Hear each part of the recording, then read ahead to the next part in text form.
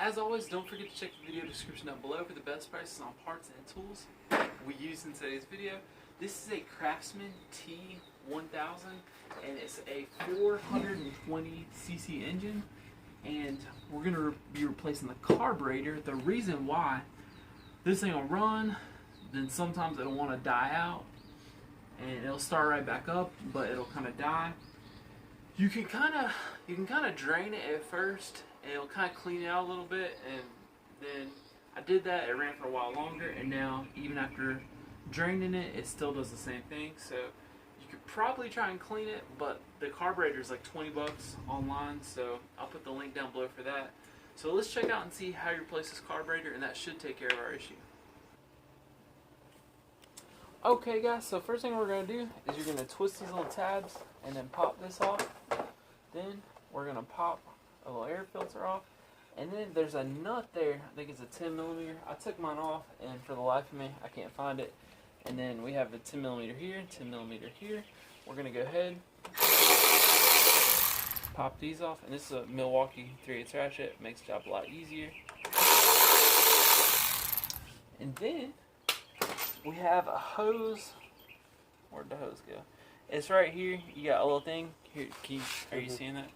So you're gonna squeeze this, pop it off, and then you're gonna pull this hose off here, and then we should be able to take this off at this point.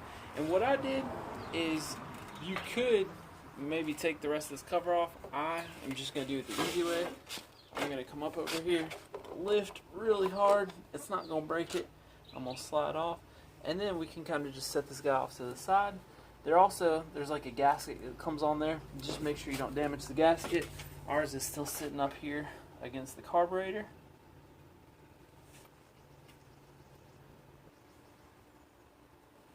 Okay guys, next thing you got to do is you're going to want to remove this fuel line. You have a little clip. You're just going to take your pair of pliers. Is a hose clamp. You're going to squeeze. Can you see that?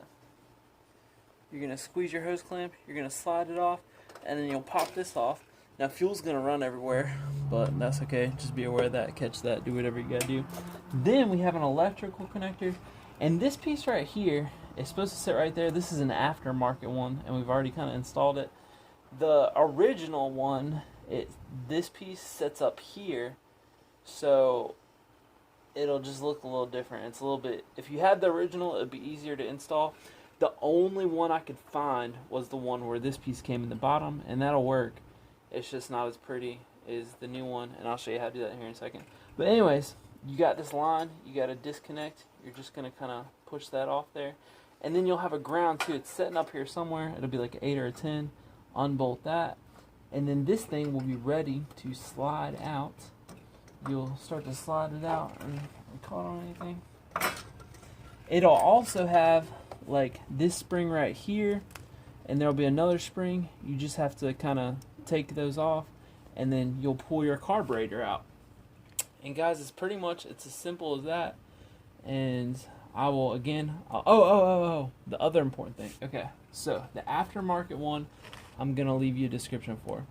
It's got, this piece is sitting right in here, and it's got 2 screws right in here. Okay, so you're gonna have to unscrew this, because if you just try and slide this on there, this is going to catch right here for this model lawnmower. And so we're going to take this off, and then we can slide it back on there. And then once you've got it in there, you can, if I can push it back on there, it will fit right up under here. You just go ahead, run your screws up in there, and then you may need, I'll leave a link in the description for this too. You'll need like a little 90-degree fill-ups, and you'll come in and tighten, and they just stick right up in there and twist, and you'll be able to tighten it that way. So that's it. I looked for the exact one for this lawnmower, couldn't find it, but this one works great. It's 20 bucks, so that's all you need. Well, thanks for watching, y'all.